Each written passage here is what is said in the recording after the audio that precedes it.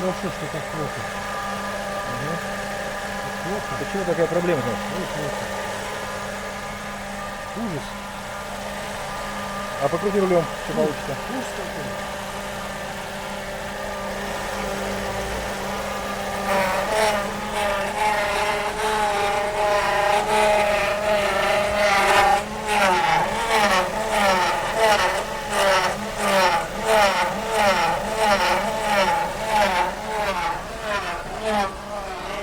А почему это происходит? А? Почему происходит такой эффект? Из-за наличия воздуха в жидкости гидроусилителя. А причин для того, чтобы воздуху оказаться в жидкости, несколько. Вот любая из них будет установлена после проведенной нами диагностики. Тогда подобная проблема будет устранена.